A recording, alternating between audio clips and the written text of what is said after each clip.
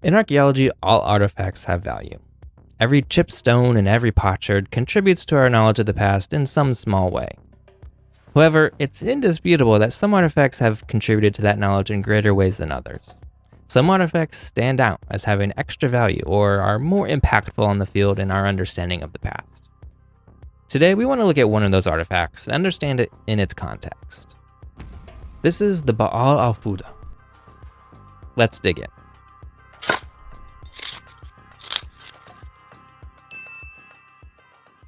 This stele was excavated in 1932 by Claude Schaeffer while excavating at the modern site of Ras Shamra on the Syrian coast.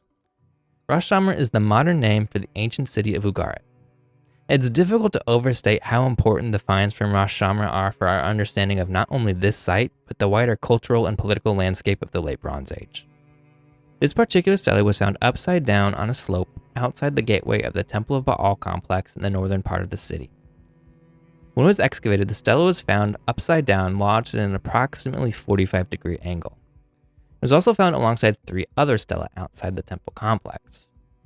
And given the size and quality of the carving, it is, and I think quite rightly, assumed that this was originally meant to be publicly displayed in the temple.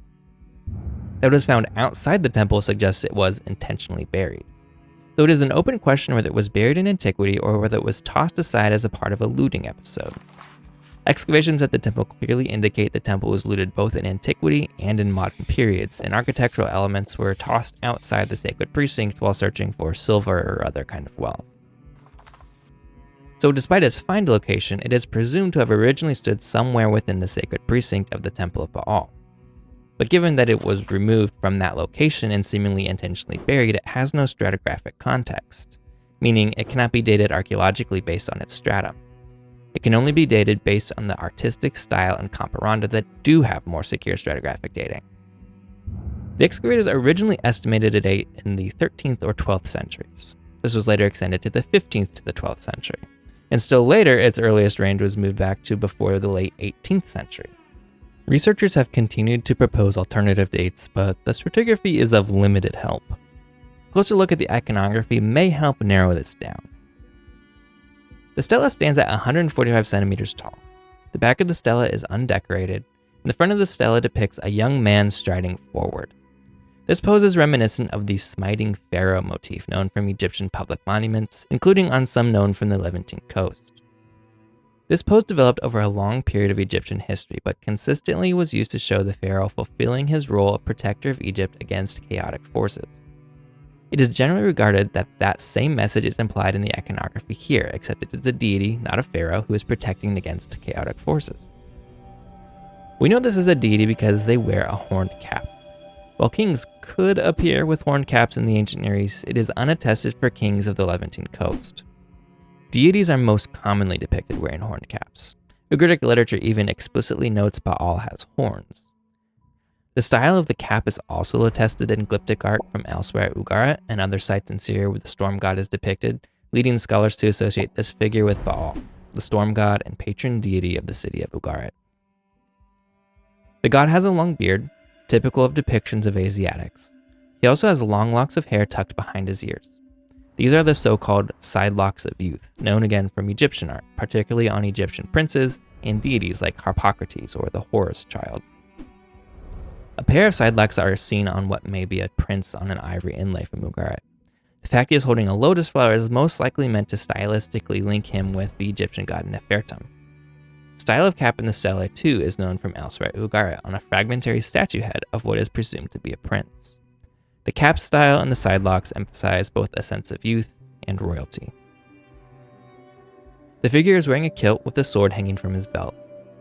Both the beard and this style sword have been stylistically linked with depictions of the warrior god from Hattushas. In front of the deity is a smaller figure. It has stylistic parallels with a figure on a bronze plaque found at Hatzor and dating to the Late Bronze Age. This figure holds up a hand in a gesture of blessing or praise, and this is generally interpreted as a king of Ugarit, likely the one who either commissioned the stele or worked on the Temple of Baal, which we'll return to in a moment. The deity is standing on a platform that has 2 wavy line decorations on it, and these are perhaps the most hotly debated elements of this stele. These have been variously identified as mountains and water, indicating Baal's lordship over land and sea, essentially a synecdoche to represent the cosmos. That Baal is said to reside on Mount Zaphon has been used to further reinforce the identification of the top wavy lines as mountains. However, the double wavy lines have also been linked with the Egyptian ideogram for sky, again fitting for the storm god. More recent interpretations see the wavy lines not as mountain and water, but as depictions of the sea god Yam, who Baal overcomes in combat in the Baal cycle.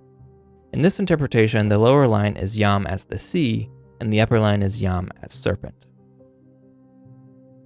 In the deity's right hand, he holds up a weapon. The top of the stele is damaged, so it's not clear what weapon is depicted. A mace is usually what is suggested, as this is a common feature of the smiting pharaoh motif. In his left hand, he holds up a spear. The spear is planted into the ground, and the top of the spear shaft is sprouting into a new form. This was originally taken to represent lightning, thus Baal Foudre. However, consensus now is that the spear is sprouting into leaves or some kind of foliage. The so-called plant spear is not a common motif among depictions of the storm god. On a seal in Ibiza, there is a possible parallel, but the actual closest analogy comes again from Ugarit itself. In the Baal cycle, there's a line that reads, "Baal spoke, the axe his left hand indeed brandished, the cedar was in his right hand." And this sounds remarkably similar to the depiction of Baal here. The hands are switched, the spear is in the left hand in the stela and in his right in the poem. Also, Baal is stated to hold an axe, not a mace. It's possible he is holding an axe in the stela though, but not likely. If he is in fact holding an axe, it is likely a fenestrated or duckbill axe, common in so-called warrior graves found in Syria, Palestine, and dated to the Middle Bronze Age. An axe of this type is likely listed in a liturgical prayer seeking divine favor for the city. Unfortunately, the stela is broken and what Baal is holding will never actually be known for sure. When this is all taken together, the stela seems to have more iconographic and stylistic parallels with late Bronze Age artifacts than Middle Bronze Age artifacts. The stela also seems to have been made with close connections with the Baal cycle in mind. Saying they're meant to be considered together as a pair may push the evidence too far, but they are certainly related, with the Baal cycle informing the artistic direction of the stela. Recent research on the Baal cycle has suggested it was composed as part of a celebration of reconstruction of the Baal temple at Ugarit. While there may have been an older iteration of the story, it is already the current version that we possess was composed with this rededication in mind. The scholar Nicholas Wyatt suggests that an earthquake and tsunami, for which there is some evidence archaeologically at the site, damaged the Temple of Baal around 1250 BC. This would have necessitated repairs for the House of Baal, and there are certainly themes in the Baal cycle which would make sense with this scenario. Yam and his tsunami damaging Baal's temple may be in the background of the conflict between the two, and then the rebuilding of Baal's house would certainly have parallels with the actual rebuilding of the temple by the king of Ugarit, which we can date to around 1210 BC. If this is the case, and the Baal Foudre is best understood in light of its connection with the Baal cycle, we can propose the stele was associated with the reconstruction of the temple in the latter half of the 13th century. In fact, the line in which Baal is said to hold an axe in the cedar spear has the context of Baal confirming his victory of Yam by resuming residence in his temple.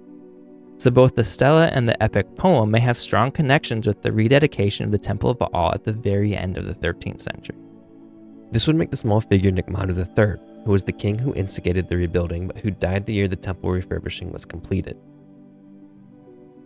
While this is not confirmed, the stela may in fact date to the Middle Bronze Age, but we think this is a reasonable interpretation of the artifact which places its manufacturing and placement in the Temple of Baal around 1210 BC by the king of Ugarit.